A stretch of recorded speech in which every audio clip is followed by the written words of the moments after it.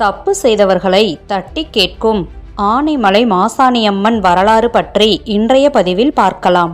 பொள்ளாச்சி அருகில் ஆனைமலையை நன்னன் என்ற ஒரு மன்னன் ஆண்டு வந்தான்.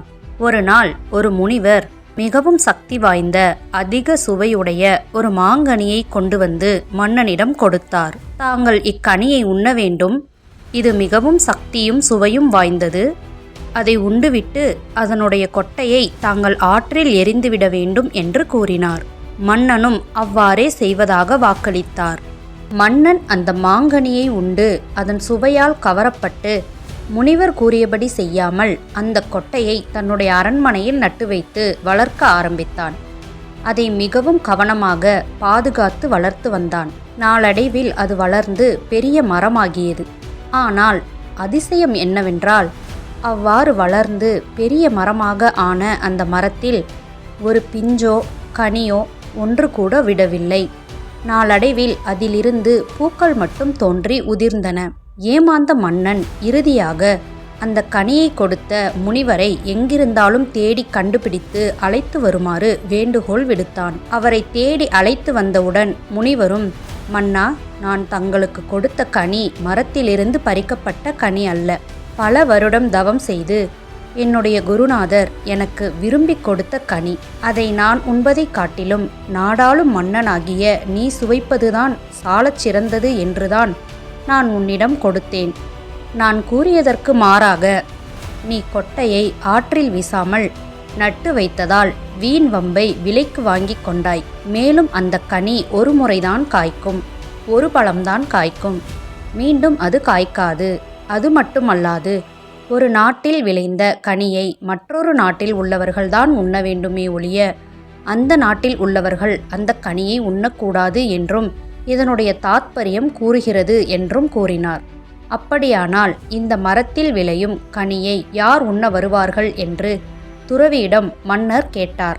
அதற்கு துறவி, வேறு நாட்டிலிருந்து வரும் ஒரு கன்னிப்பெண்தான் இந்த கனியை உண்பாள். அவள் அஷ்டமா சித்திகளை உடையவள். அவள் ஒரு தெய்வப் பிறவி. மேலும் அவள் மானிடப் பிறவியே அல்ல, சகல சித்திகளும் வாய்ந்தவள். ஆதலால் நீ இந்த மரத்தினுடைய கனி தனக்கு கிடைக்கவில்லையே என்று மரத்தை அறுத்துவிடாதே, வெட்டிவிடாதே. சகல சக்தியும் வாய்ந்த ஒரு அம்மன் கன்னிப்பெண்ணாக வந்து இந்த மரத்தின் கனியை உண்பாள். அதுவரை காத்திரு என்று கூறி அவர் விடைபெற்று சென்று விட்டார். இம்முறையும் மன்னன் முனிவரின் பேச்சை கேட்க மறுத்துவிட்டான். அவர் சென்றவுடன் இந்த கனியை தானே சுவைக்க வேண்டும் என்ற ஆவல் கொண்டான். மேலும் அது விளையப் போகும் ஒரே ஒரு கனி. அதை யாரும் உண்டுவிடாமல் இருக்க அந்த மரத்திற்கு பயங்கர காவல் வைத்தான். 24 மணி நேரமும் காவலை நீட்டித்து கொண்டே இருந்தான். அதே நேரத்தில் வேறு நாட்டில் இருந்து தாரகன் என்ற ஒருவன் தன் மகளுடன் வந்தான். அவனும் அவன் மகள் தாரணியும் ஆனைமலை பகுதிக்கு வந்து ஒரு வீட்டில் குடியிருந்தார்கள். தாரணி அக்கம் பக்கத்தில் உள்ள பெண்களுடன் சென்று ஒரு நாள் ஆற்றில் குளித்து கொண்டிருந்தாள். அந்த பெண் தாரணி எங்கு குளித்து கொண்டிருந்தாளோ அந்த ஆற்றின் அருகில்தான் அந்த மாமரம் இருந்தது. இவள் குளித்து கொண்டிருந்த வேளையில் மாமரத்தில் இருந்த கனி தானாக விழுந்து இவளை நோக்கி வந்தது. இவள் அந்த கனியின் அழகில் மயங்கி அதை எடுத்து சுவைத்து விட்டாள். உடனே செய்தி அரசனுக்கு எட்டியது. அரசன் உடனே தாரணியையும் அவள் தந்தையையும் அழைத்து வரச் செய்தான். தாரணியோ உடனே மன்னனிடம் இருகரம் நீட்டி உயிர் பிச்சை வேண்டினாள். மன்னா, நாங்கள் வேறு நாட்டிலிருந்து வருகிறோம். தாங்கள் முரசு அறிவித்தது, தண்டோரா போட்டது எதையும் நாங்கள் அறியோம். மேலும் ஒரு மாங்கனிக்காக கொலை செய்வார்கள் என்றும் எனக்கு தோன்றவில்லை. ஆதலால் எங்களுக்கு உயிர் பிச்சை தந்தருள வேண்டும் என்று கோரிக்கை விடுத்தாள். ஆனால் அவள் கோரிக்கையை செவிமடுக்காத மன்னன் அவளை கொலைக்களத்திற்கு அனுப்பினான். கொலைக்களத்திற்கு கொண்டு சென்று அவளை கொலை செய்தனர். அந்த நேரத்தில் அவள், மன்னா, நான் மரித்தாலும் மீண்டும் வருவேன். மிகுந்த சக்தி வாய்ந்த தெய்வமாக விளங்குவேன்.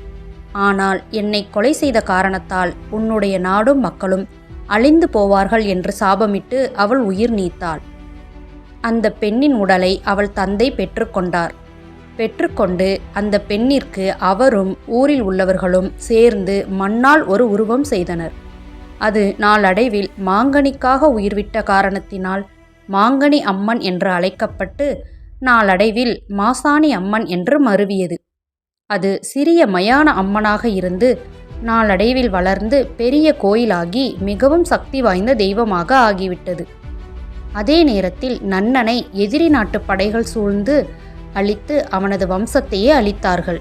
மாசாணியம்மன் ஆலயத்தில் நீதிக்கல் ஒன்று அமைக்கப்பட்டுள்ளது. மிளகாய் அரைத்து அந்த கல்லில் பூசி தனக்கு நீதி கிடைக்க வேண்டும் என்று வேண்டினால் அது நியாயமானதாக இருந்தால் தவறு செய்தவர்களுக்கு தண்டனை தருவாள் அந்த மாசாணி அம்மன்.